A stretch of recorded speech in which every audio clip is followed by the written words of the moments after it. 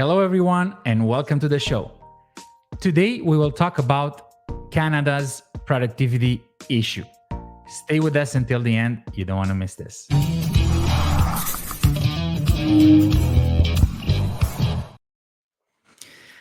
So, Chris, Canada's living standards are falling compared to other countries.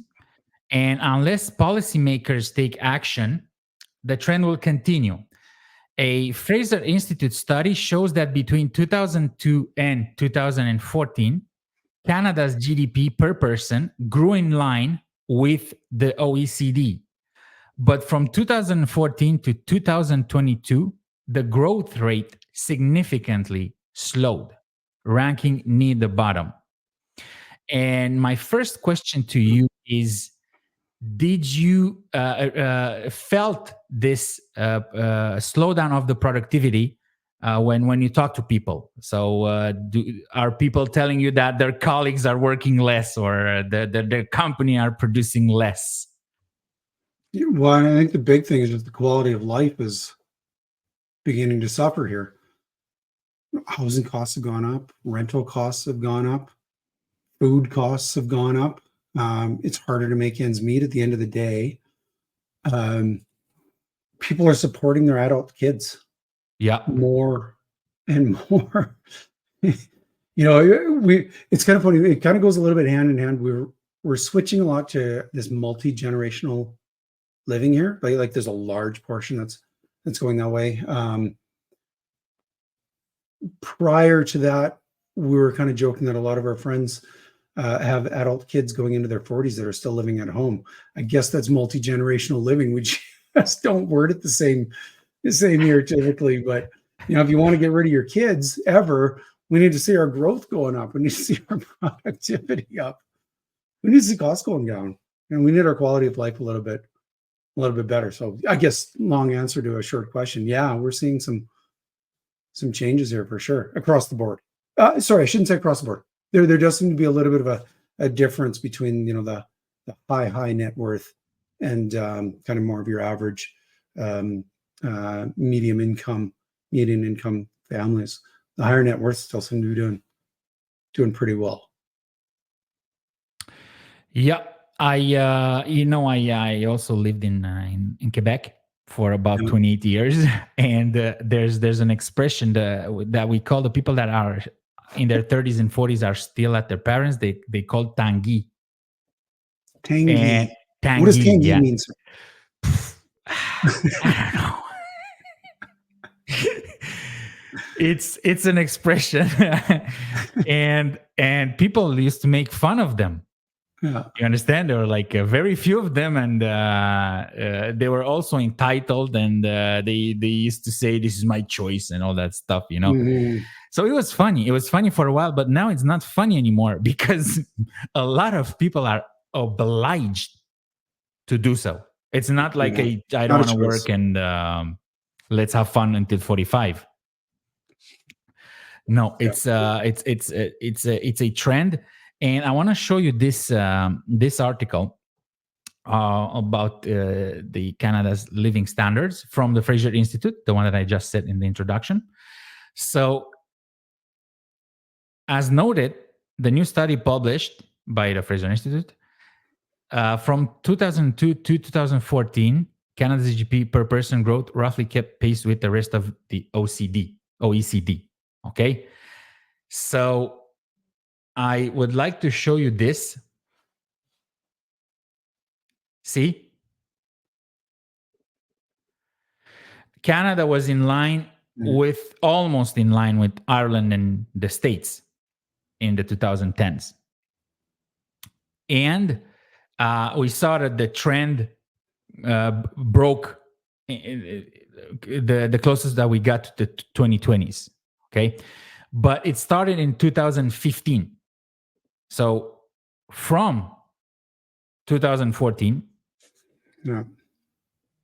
to 2022, Canada's GDP per person declined from 80.4% of the US level to 72.3% of the US level. And that is a big issue. And I Those would are big like to. amounts. Yes, it's a lot. 10%. It's almost 10% drops. And what changed in 2015? What changed that this growth rate and productivity started to drop drastically? Yeah. I Well, can tell you what changed in 2017, but I'll let you first answer. so headline of the or one of the headlines on the Calgary Herald today: liberal arrogance binds them to Canada-wide hunger for tax cuts. I think we saw a change in government right in around that time, and we started a bit of a mad spending spree. Yeah, it's true. We put the country on a visa. That's pretty crazy. Put the country on a visa. Yeah, it's exactly what happened. And I want to show you this. So the article that you talked about, this is the one. Oh, you had it. There you go. So liberal arrogance blinds them to Canada-wide hunger for tax cuts. So in 2015, there is a new government that is by what he said. He's taking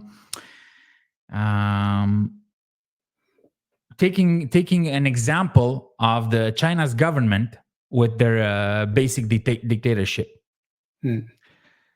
So what that means is that the government should be a big government and control everything you do, everything you think also, because thought and words are more dangerous than what you can do. And this is one of the big problems, is that when you believe that the government should control everything and spend, you'll get to a point that they have to get the money from somebody or somewhere, and they have a few choices, but the most important are either you tax or you print money. Both create inflation. Printing money creates even more inflation, which is a tax. It's the same thing. People get poorer, and then at one point they are asking themselves, why should they work? They can get ahead anyway. And at that point, the productivity starts going down. So my point is that several factors contribute to this decline, including weak business investment, which is not easy to do when you grow your capital gains tax at 66%. Shifts in immigration that lower worker skills and wages. Yeah. And slow technological innovation, because when you concentrate on some esoteric dream about changing climate change, you do not focus on the technological innovation that will help with climate change, because we see climate change, it exists. But I believe that with technological innovation, we will go through it. The difference is that this government believes in fear mongering and make people afraid, so they can divide and conquer. It's that simple. And without reforms, it's worked for them. And it works for them, yeah, of course. And without reforms to, what did you say? To a point, anyway.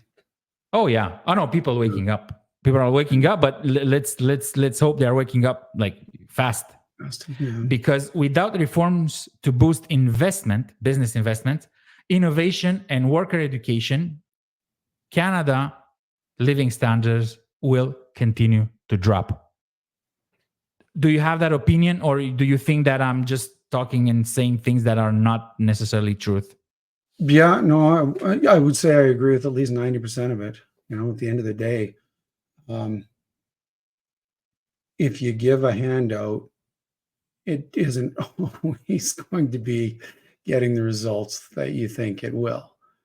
And I think that's what our government has been doing. We've been printing, we've been now starting to see taxing like a mad hound. Yeah. Our provinces are above, the top, say 15% or sorry, 15 states in the US. Yep. We've got at least one province here with extremely low taxes. Thank God we live in it. And thank God I live in it anyway for me. But And for me. yeah, but we Now- are, compared to the states, we are very heavily taxed. Compared to these developed countries, those top 38 developed countries, what are we, top 3, 4, 5? We tax everything. Just tax. It doesn't work to just hand it out and then take it back in again. To put it on a visa and say, no, you got to pay the visa bill. Yeah, exactly. That's some heavy interest. We say that to our next generations. Yeah, we really are. Yeah. We're really handing down hellfire to the people that are coming after us. And I mean, I don't have a lot of information on this, so I might even be saying something completely incorrect. But you were talking about mid 2000s. Yep. When we changed, Greece kind of happened around the mid 2010s as well. Yes, it's true. That's, talk about productivity issues, and look what happened there. And that might be my generation that remembers this. I got the gray hair. Yeah, the younger one may not remember good. it. But wow, God, I hope we don't head down that far down that path. Nope, exactly. But look at this. So that's the comparing per person GDP for select countries, right? 2010 to 2030, we saw that. But let's look at this, which is only in 5 years from now. Ireland will have more than twice our GDP. And according to OECD projection, Canada will have the lowest projected annual average growth rate of GDP per person. So from 2030 to 2060,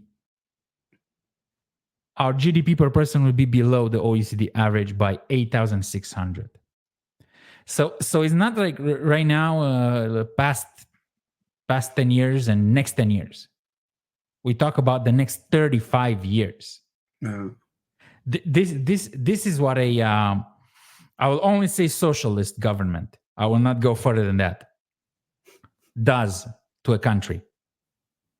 So it will take, in my opinion, it will take 2 to 3 mandates for the new prime minister to turn this economy around. And now let's finish with the GDP. Canada ranked dead last, like I told you in the introduction. And look here. So we are a little bit better than Luxembourg and Mexico. Yeah. Look, this all those countries. Plus, you just said Greece, which had a big productivity problem. Mm-hmm. Look, it's in the middle of the pack. It's in the middle of the pack, and we are dead last. No. Okay.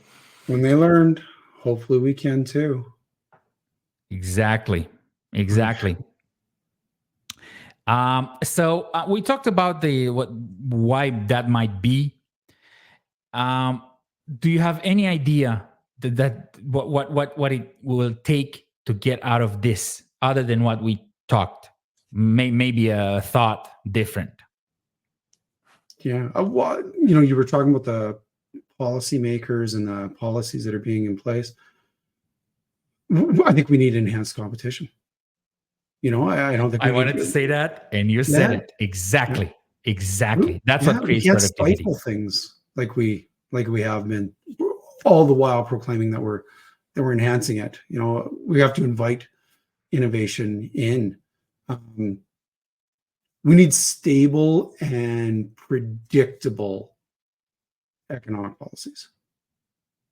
Because I'll tell you one thing that it appears to me, anyways, we have no stability. Yeah. We've talked about this in other episodes, just the reactionary policies that happen on a continual basis. And it's like somebody with mood swings. It's like, oh my gosh, they're high. Oh my gosh, they're low. And well, better get back high again in order to overcompensate for that low. And we've got tons of that. Remind me later. I've got a really interesting conversation that I had with a young German student who was articling here, working for an immigration lawyer, and just some of the stuff that he's seen and some of the stuff that they've gone through. And I think honestly, this kid had a better grasp on what we need to do than our own government. Yeah, German people think a lot logically. Very true. That's yeah. And I'm not sure where they were on that GDP list. Yeah, to pull it up again real quick. I'd be interested to see. Of course. So let's see. Germany. See, it's 3 countries before us. Yeah. Before France. Yeah. But you know what? This is something. Japan, I knew it. Also, the population is getting older. But France and Germany, when I saw this chart, I didn't know. Mm-hmm. England also, and Belgium, Italy. So, I am surprised to see the placement on some of these. And I mean, keeping in mind that it's relative to where they were before. Exactly. That's my point. So it is Ireland has the highest growth, but it didn't have the same GDP before as right. I don't know, as Germany or Belgium or Italy or France. Yeah, so that's the growth rate. Well, and how much of that actually becomes a little bit of arrogance? I mean, I hate to say it, but just looking at things I've done in the past with my companies as well, and where we've suffered. Typically, if I bring it back down, it's some sort of arrogance in that we're the best. We don't really have to do much. It's true. Arrogance is the beginning of the end, and that's something really, really, really important. Of course, if we talk about that, we should be humble. Yeah, as a country, as a people, as a person, as a culture. Humble and thriving. Yeah, but I see that's besides the subject. But I believe people in Alberta are really good in that. There are people that are arrogant, but I didn't met them yet. So, and I'm really social. What are you talking about? Exactly. So Eastern Canada, it's a little bit different though. Okay, lived there for 28 years. We do have a lot of diversity across our fair country, to be sure. It is a lot of diversity. A lot of diversity. Yeah. It's I've seen a lot of changes out here in Alberta though over the past, I've been out here for going on 30 years now. It's definitely different than it used to be. And we did used to have a very small town feel to us. That's what people are telling me now. What's that? That's what people are telling me now. Let's say I go to see a UFC fight in a Century Casino, whatever. There's one in Calgary, there's one in Edmonton. I really like it. The service is amazing, food, great prices, beautiful. Yeah. And I talk to people a lot, so they were telling me it's the summers were better before 2015 here in Edmonton. There was no smoke. The temperatures were perfect. Yeah. So since 2015, there's a lot of smoke coming in from I don't know where. And the prices, they say the grocery prices went up in the last 3 years, doubled. Some of say doubled. I say double in 3 years. See, yeah, here in Alberta, it was really cheap, the groceries. Because I found the prices right now good, reasonable. Wow. But anyway, Compared to down east, wow, compared down that's east, interesting. We used to eat tenderloins once a week. Now we're like pork 3 times. Like it's just the costs have gone through the roof that I've been finding. But like I said, you've been here a lot longer than you, so yeah, compared to the down east, perhaps just a little different. yeah, it is. So when you think about it, just with when taking back to the taxes, and on all fronts and where that works, we don't have provincial taxes here. Exactly. Yeah, that adds a lot of That's percentages. 10%. That's 10%. I bought my my studio with the computer, office, desk, and screens. And so let's say I don't know if I 4,000 or 5,000, all of it. So I saved $500. When I ordered Dell on Amazon, it's 5% tax. If I would have delivered to Montreal, it would be 15% taxes. Yeah, it's huge. That's huge. $500. It's not 52 cents. It's not $28. It's $500. And you got to think that's your after tax. Exactly. Yeah. Plus, now we can talk about it. The Premier Smith wants to introduce the 8% bracket, which will save about around $150, $200 a month for the average family, which is pretty good. It pays the internet and maybe the water and gas, Yeah. And so let's go back to the productivity. I want to show you something. See the it's the whole economy. It's not just in some industries, okay? But they have big declines. We have big declines in 11 of the 16 main industries, okay? So labor productivity in Canadian businesses fell by 0.2%, following a 0.3% drop in first quarter.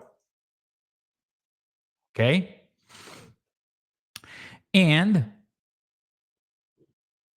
see here. And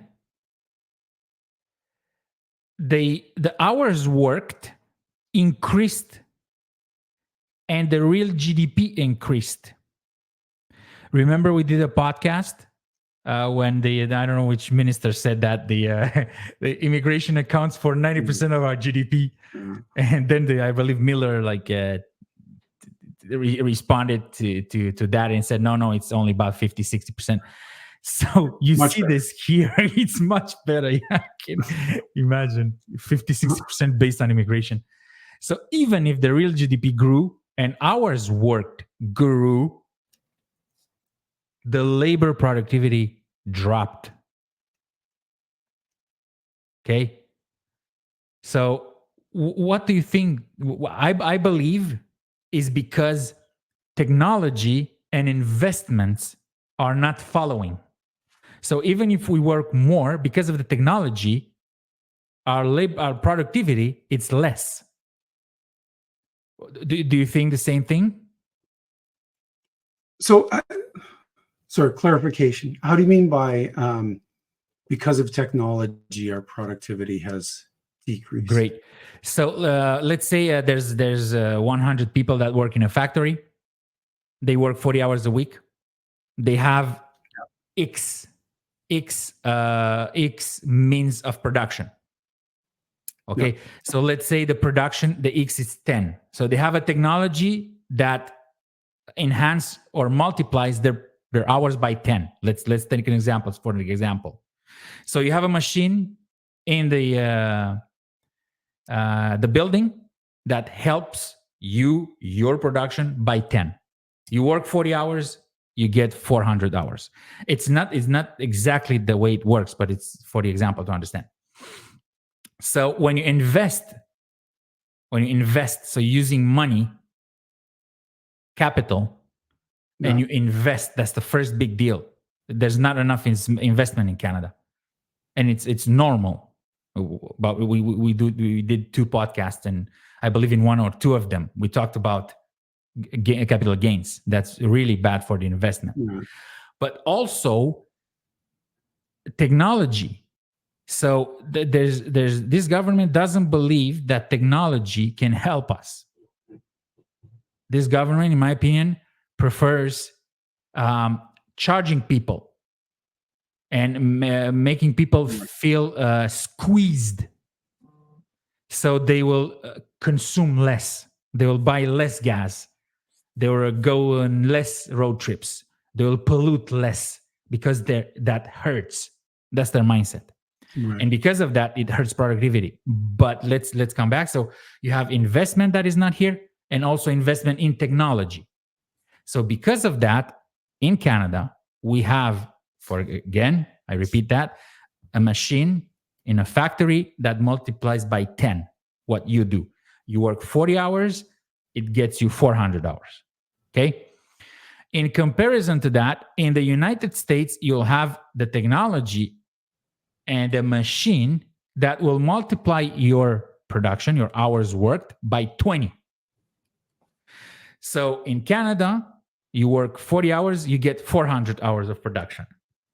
In the United States, you will work 40 hours, you will get 800 hours of production. So even if you work in Canada 60 hours, times 10, it's only 600 hours of production. Where in the States, you work 40 hours times 20 because of the technology, it gets you 800 hours of production. Right. So that's what I meant. Yeah. So basically, what you're saying is this country in a whole doesn't invest in research and development, adopting new technologies which enhance your productivity.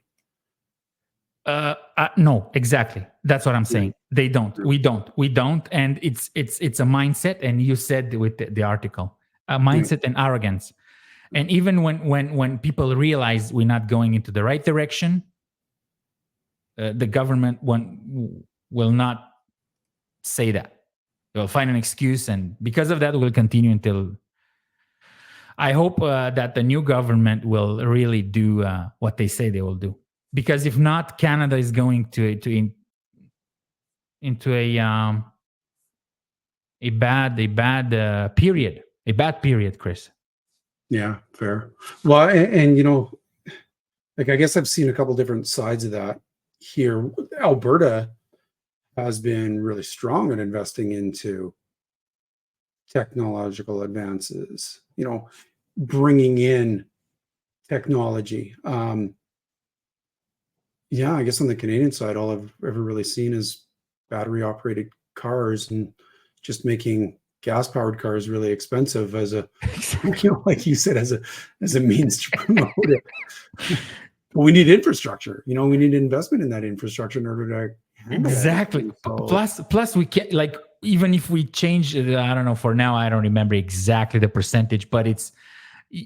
The electrical grid won't take not even like 20% of electric cars now. Plus we have so much growing demand in everywhere in Canada. So you add that, I don't know what they're doing. I don't know why they continue when it's clearly impossible now. Okay, maybe it's possible in 10 years, 15 years, 12 years. I don't know because I don't know the future. But now it's impossible because of the electrical grid and also the temperature in Canada and also the technology. Okay. The technology is not up, Yeah. Well, and probably the span too, right? Like, we're a big ass country. Exactly. That's what I meant. I drove from Montreal. Okay. I drove 4,000 kilometers. There are some distances between two gas stations that you need to have 450 kilometers and no traffic. Yeah. You understand? So it's you can get stuck, man, in the forest somewhere with no charging. Plus, I'm talking about gas stations. I'm not talking about the distance between electric charging stations, which can be 600, 800. I don't know. Mm-hmm. Plus, there's not a lot of them. So I saw it in Calgary last winter when it was freezing. They had some lineups. They had like out of 4 or 6, I don't remember the name of the neighborhood. 1 or 2 worked out of the 4 or 6, and they had lineups. Imagine you need a car to make your life comfortable, and now you have to take your electric car if it works at minus 40, and go recharge it at, I don't know, 30 minutes away from your home. Get back, you lost 20% of your battery. Yeah. Well, and you know what? I was reading an interesting article about this guy was developing, I guess it was more of a concept rather than anything else, but you take the battery out, you replace it with another battery, you leave your old battery, bing, bang, boom, you're gone, you're out. I was reading about another one where they were talking about magnets and metal chunks in the streets. Yeah. So as things turn, you're kind of recharging as you drive and doing all those things. That's the advances. Exactly. That's the things that actually make it plausible and possible to have these things happen. But if we're losing everything to other countries like the States or like Ireland and a lot of this because we're unwilling to really promote that kind of technological advances here and infrastructure, education, skill trained workers. Common sense. What's that? Common sense. Common sense. Yeah. I do think that all these things that they're talking about are possible. And I think they're largely required as well. But like you said, it's about how you go about getting there versus just waving a magic wand and expecting everything to be good. It just doesn't really, the world doesn't work that way, right? No, nice if it did. Yeah. But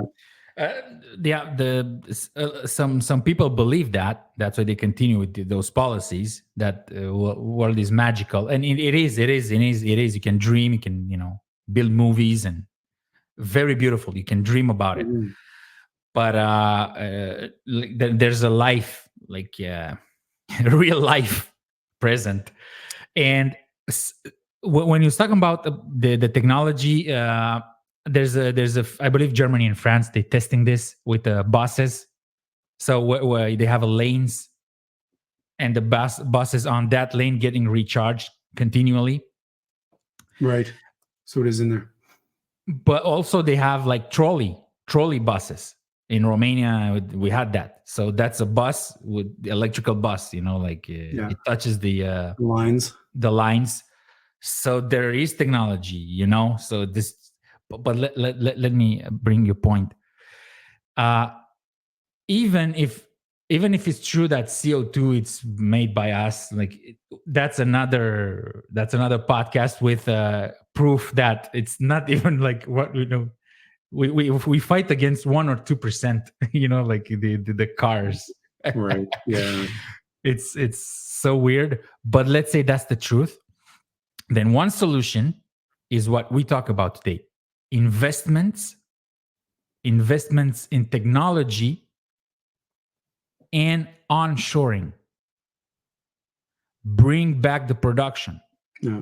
If we produce it here and we use it here, we don't have to buy it from China and pollute the oceans with containers and trucks and trains and planes.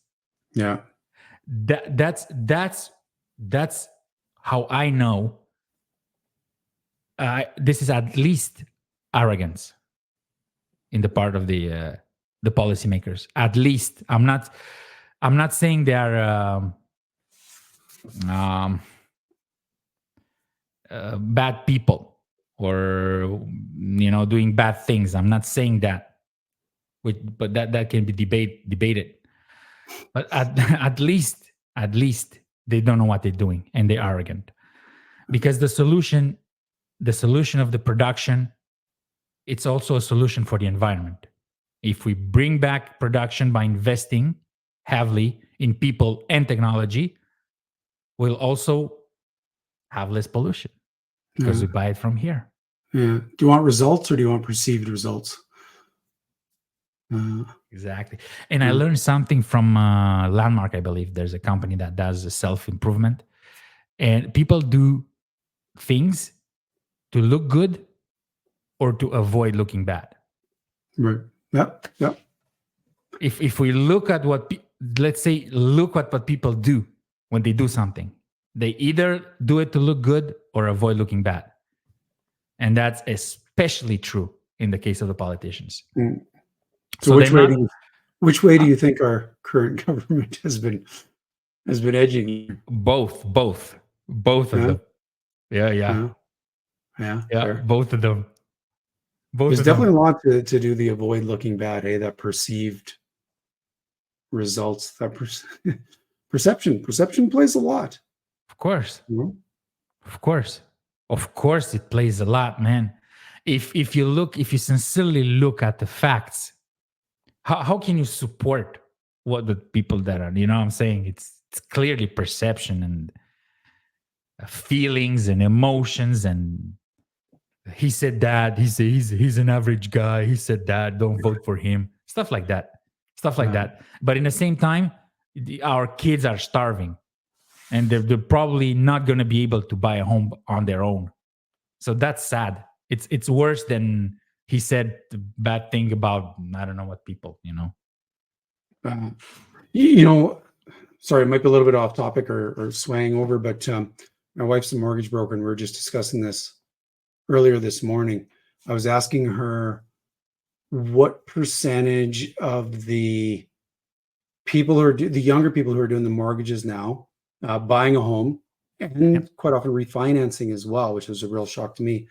Their parents are either fronting part or Of all of the course. deposits, and or co-applicant or co-applying for the mortgages so that their kids can eventually get out of their home. It's not the young people to the same degree that are buying their future. It's their parents that are now having to buy their future. We were talking a little bit about it earlier. The Calgary Foundation put out this quality of Yep. life report, and it just came out this morning. We'll look So in 1 minute. yeah, well, and it said, it was talking, the one part that I found particularly interesting, family or household incomes of 120,000, either just under or just over. 23% of the ones that were under for household income were helping financially support their adult children. 54% of the households with over 120,000, or as I look at it, the ones that can actually afford to do something for their kids, were helping support their adult children. A quarter, just under a quarter, and just over 50%. And that is not just helping with a deposit on a house or the application for a mortgage. Like, I think that's really across all fronts. Yeah. Yeah. That is a lower quality of life. It is. That is a direct result of lower productivity, GDP that is good, but inflation that is better or higher. Yeah. Like, or is it, how much of that maybe is just, well, I can stay at home and my parents will do some stuff for me, so why not take it? I don't know. Exactly. And see, even Bank of Canada, this is what we are talking about since like the past 10 minutes. So perhaps most importantly, they say it also, Canada's investment levels are nowhere near as high as they should be in the areas of machinery. I don't know if I read this article to give you an example, but I didn't see this word here when I was giving the example of machinery that multiplies your productivity. You understand? Yeah. I give the example by 10 or by 20. Yeah. It's exactly what they're saying, man, as they should be in the area of machinery, equipment, and intellectual property. In fact, investment levels have decreased over the past decade. Again. I wonder what happened in 2015. Yeah. Well, and where have we been putting that money then instead? We're not putting it into machinery. We're not putting it into equipment. We're not putting it into intellectual property. I I don't believe know how much to put it into infrastructure either, but no, not infrastructure. We put it in phone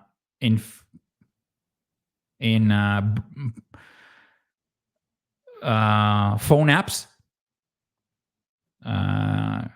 Arrive scam is about 250 million, I believe, that we put that. It's not $1 billion, but it's 250 for, like 3 or 4 people got that. Companies that had 1 or 2 employees in their basement. Mm-hmm. Also Ukraine. Worse. Not only Ukraine, I just say that because I'm from Eastern Europe, so I know that tragedy. So in wars, let's say wars. And also, taking care of your friends, but not the Canadian people. Taking care of other people, but not the Canadian people. No, because it's not progressive enough to take care of your own people and family. Yeah. Well, and you got to wonder too what that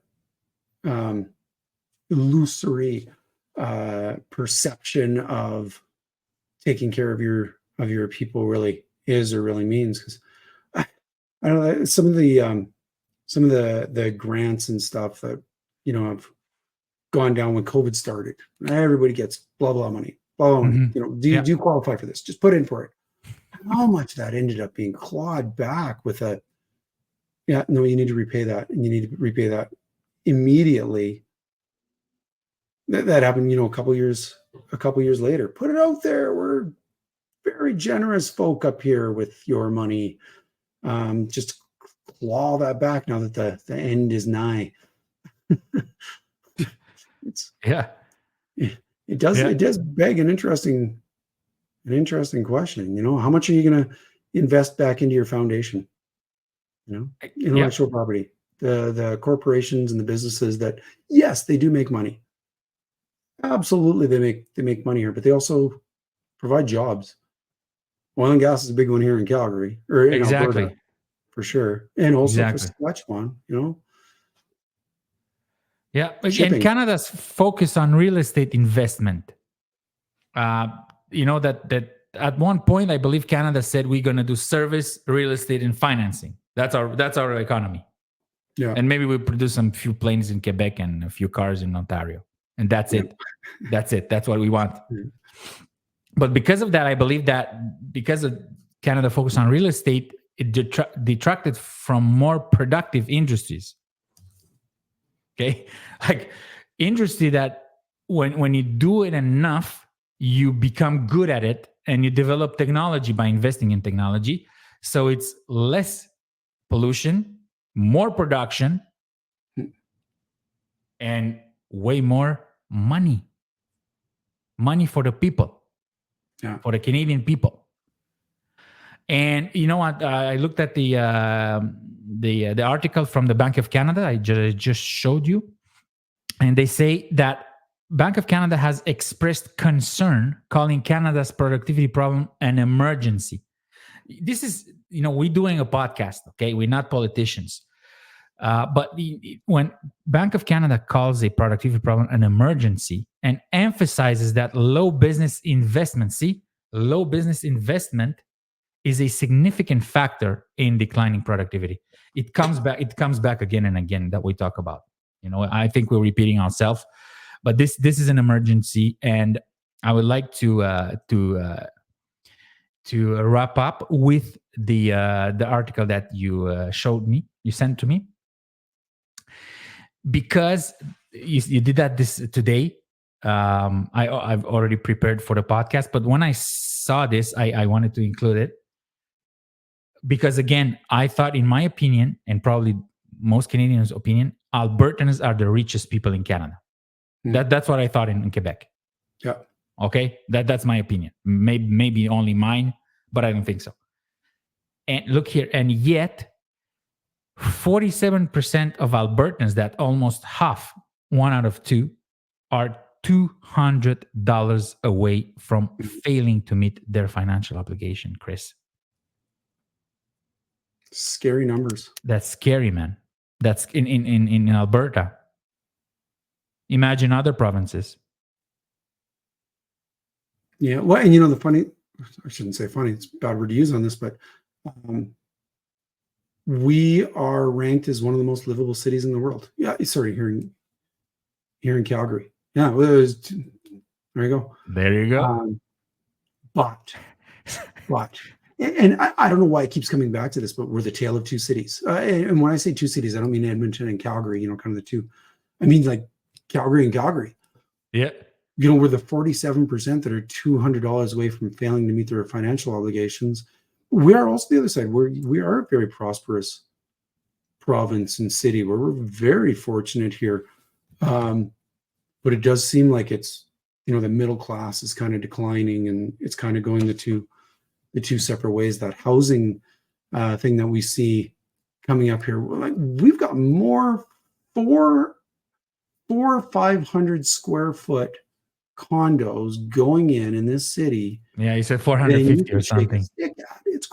It's crazy. That was the example I was giving, like when I started real estate in 2009 as a broker. But even before that, my first flip, like in maybe 2003, I was giving that example that in California, a 2-bedroom, average, old, it was 400,000. So 15 years later, that's the price in Calgary. Yeah. For a 1-bedroom, you said 400 square feet. Yeah. I don't know if that even qualifies as a 1-bedroom.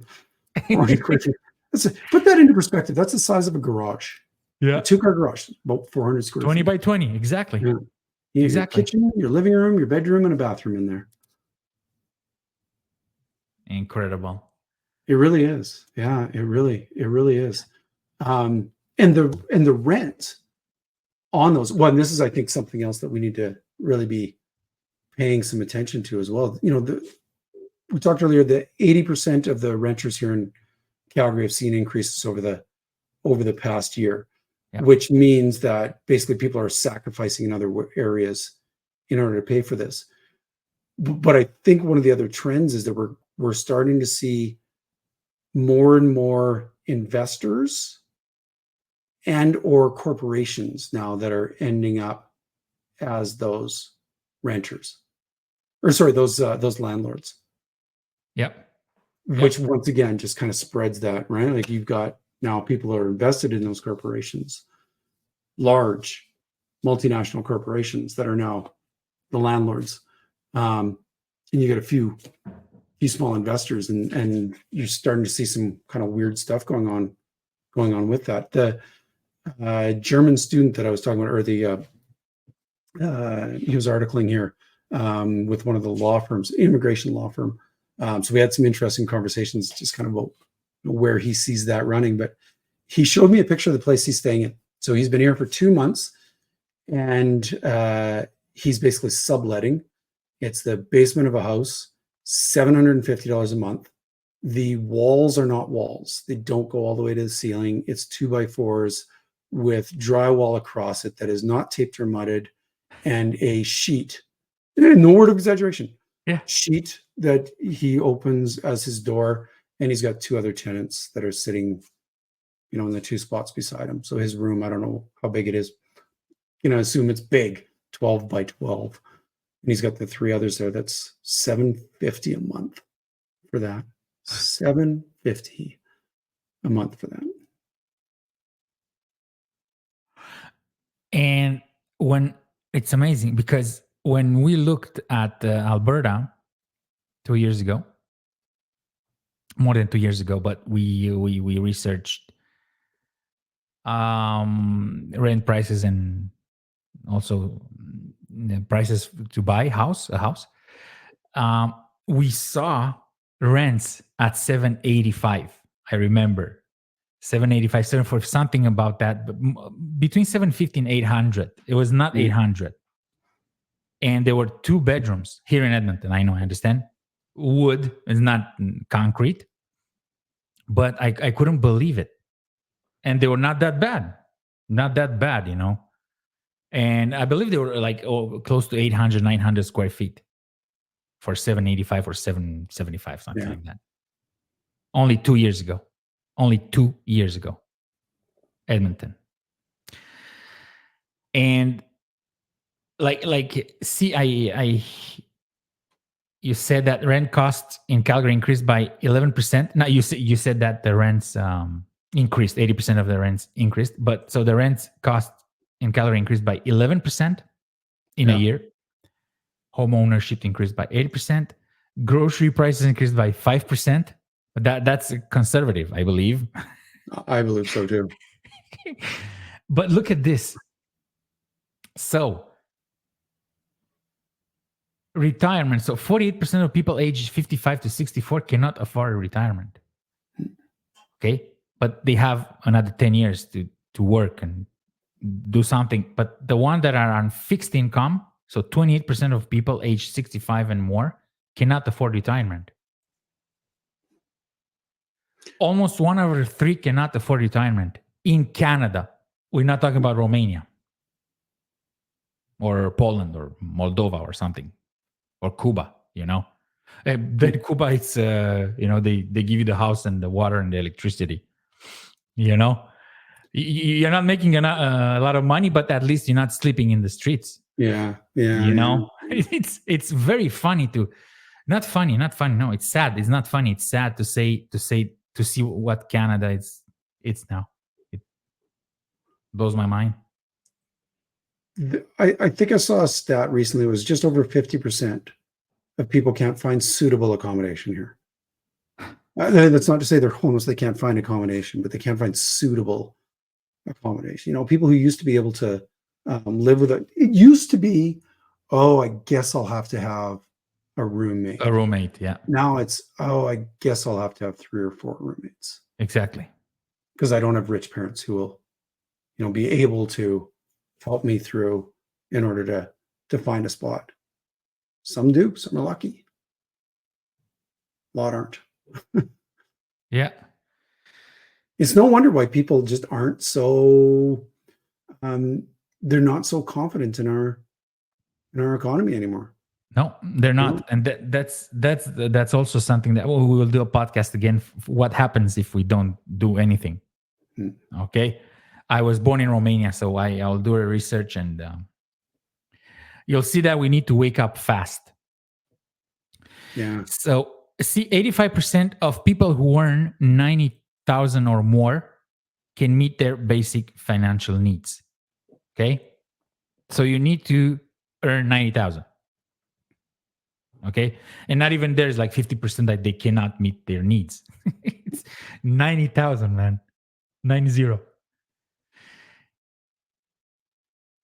So 75% rate their quality of life good or excellent of those who earn 90,000 and more. So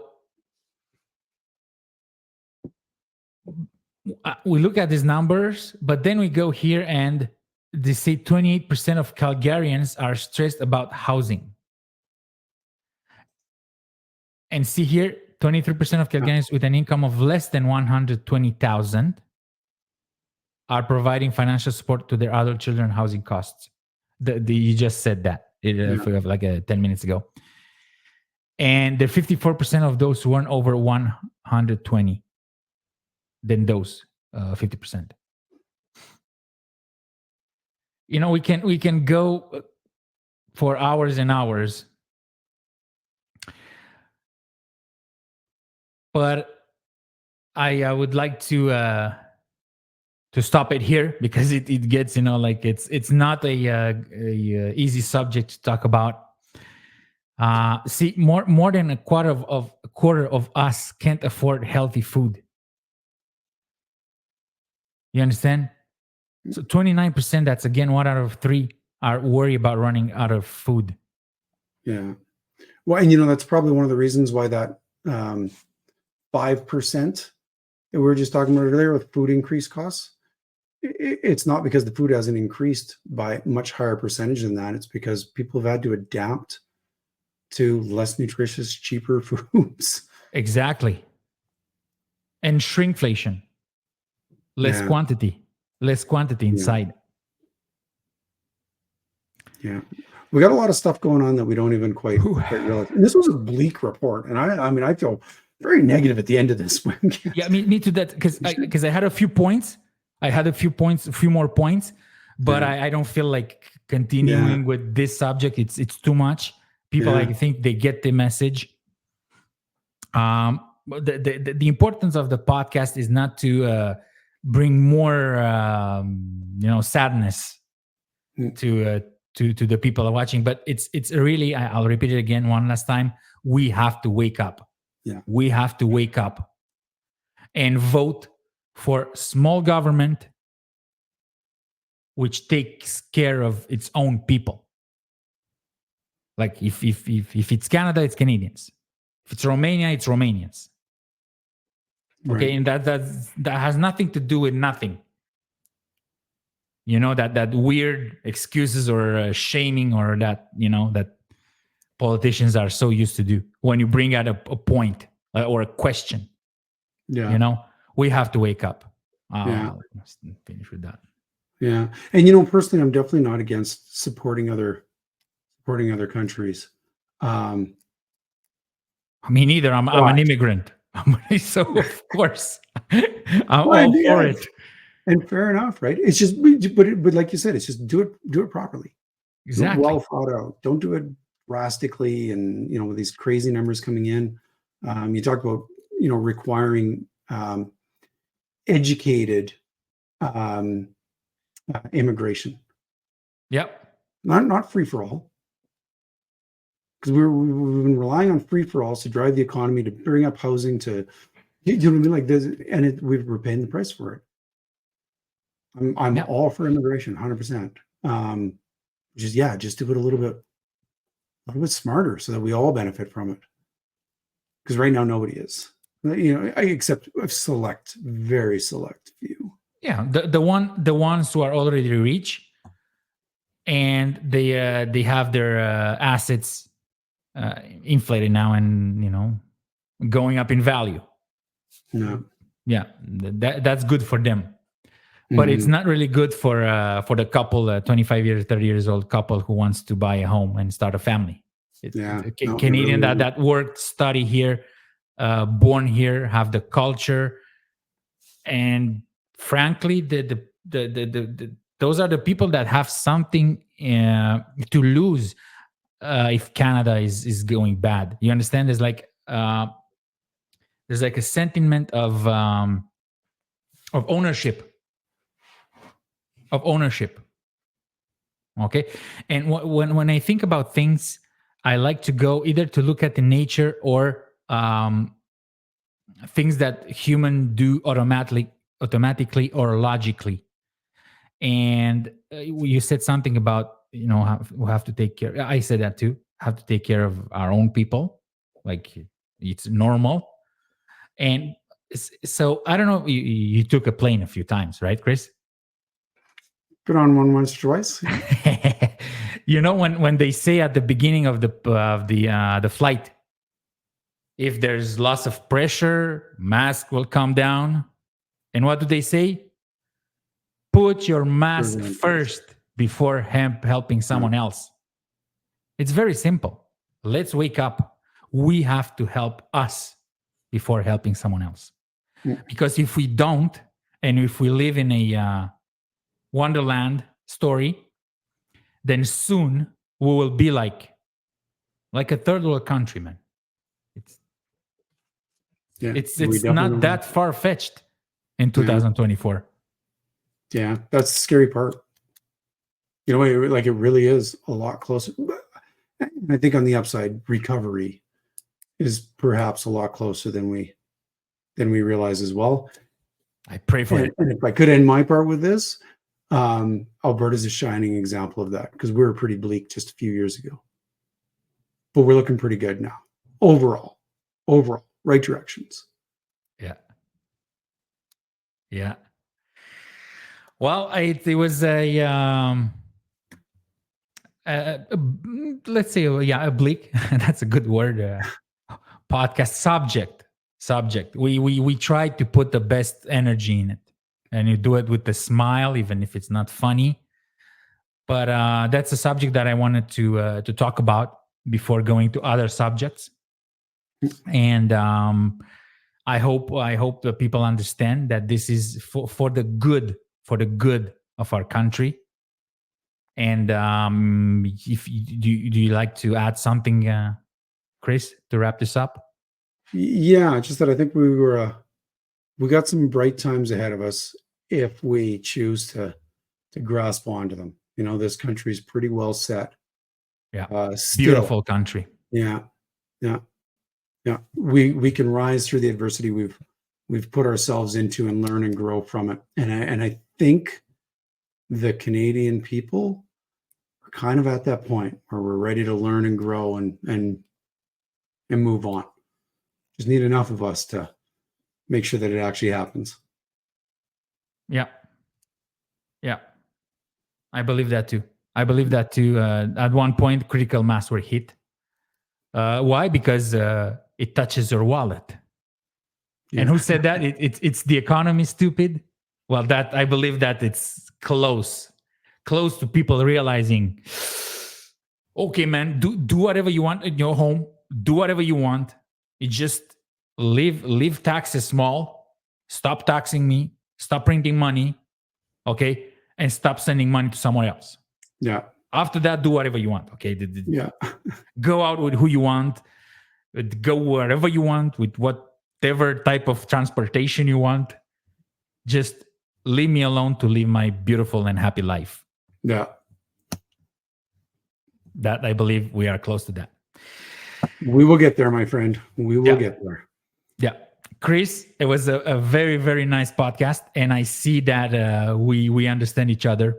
And you have a very, very, great attitude, of course, but also logic and a nice way of thinking.